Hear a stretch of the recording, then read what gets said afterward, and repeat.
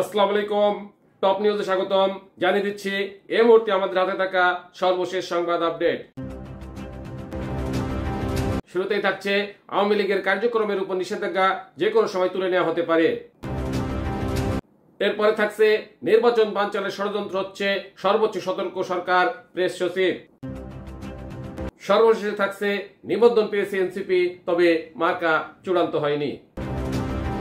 এতক্ষণ শুনলেন আপডেট সংবাদগুলো শিরোনাম, এবারে বিস্তারিত।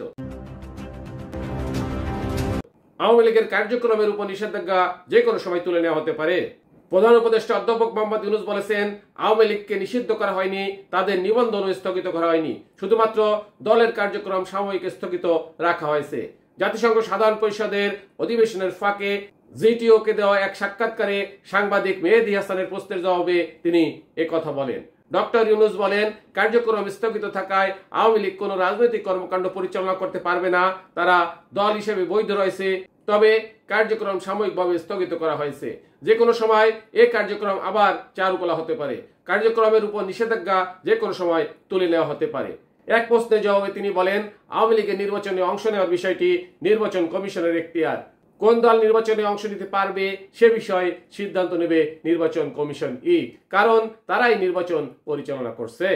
নির্বাচন বানচালের ষড়যন্ত্র হচ্ছে, সর্বোচ্চ সতর্ক সরকার, প্রেস সচিব। আগামী ফেব্রুয়ারিতে ত্রয়োদশ জাতীয় সংসদ নির্বাচন আয়োজনের ঘোষণা দিয়েছে অন্তর্বর্তী সরকার। তবে এই নির্বাচন প্রক্রিয়া করতে দেশ বিদেশে ষড়যন্ত্র চলছে বলে মন্তব্য করেছেন প্রধান উপদেষ্টার প্রেস সচিব শফিকুল আলম। তিনি বলেন, সরকার এ ব্যাপারে সম্পূর্ণ অবগত এবং সর্বোচ্চ সতর্ক রয়েছে। সোমবার 29 সেপ্টেম্বর নিউ ইয়র্কে সাংবাদিকদের ব্রিফিংকালে প্রেস সচিব এ কথা বলেন। তিনি জানান, দেশকে অস্থিতিশীল করতে ভোট প্রক্রিয়া ব্যাহত করার জন্য সুপরিকল্পিতভাবে ষড়যন্ত্র চলছে। যারা কোটি কোটি ডলার বিদেশে নিয়ে গেছেন এবং দেশ ত্যাগ করেছেন, তারাই বিদেশ থেকে এই অস্থিতিশীল পরিস্থিতি সৃষ্টির চেষ্টা করছেন বলে তার অভিমত। তিনি আরো বলেন, পতিত স্বৈরাচার, তাদের দোসর ও আন্তর্জাতিক মিত্ররা মিলে আগামী নির্বাচনের পথ বন্ধ করতে কৌশল গ্রহণ করছে, যাতে ভোট প্রক্রিয়া প্রশ্নবিদ্ধ হয়। নিবন্ধন পেয়েছে এনসিপি, তবে মার্কা চূড়ান্ত হয়নি।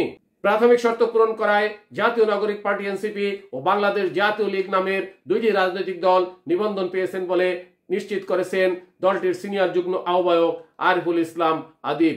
মঙ্গলবার 30 সেপ্টেম্বর নতুন এই দুই রাজনৈতিক দলের নিবন্ধন দিয়েছে নির্বাচন কমিশন। ইসির সচিব আক্তার আহমেদ এর সত্যতা নিশ্চিত করেছেন। তিনি বলেন, দুটি দলের বিষয়ে গণবিজ্ঞপ্তি জারি করা হয়েছে। এছাড়া 12টি দলের বিষয়ে অধিকতর যাচাই বাছাই করা হচ্ছে, আর 60টি দলের আবেদন নামঞ্জুর করা হয়েছে। আক্তার আহমেদ বলেন, নির্বাচন কমিশনে 143টি রাজনৈতিক দল নিবন্ধনের জন্য আবেদন করে। এর মধ্যে 22টি দলের তথ্য মাঠ পর্যায়ে তদন্ত করা হয়। আমাদের যাচাই বাছাইয়ে দুটি দলকে এখন পর্যন্ত যোগ্য মনে হয়েছে, জাতীয় নাগরিক পার্টি এনসিপি এবং বাংলাদেশ জাতীয় লীগ। জাতীয় নাগরিক পার্টি এনসিপির প্রতীক নিয়ে তাদের একটি চিঠি প্রদান করা হবে, তবে নিবন্ধনের বিজ্ঞপ্তি পরে প্রকাশ করা হবে।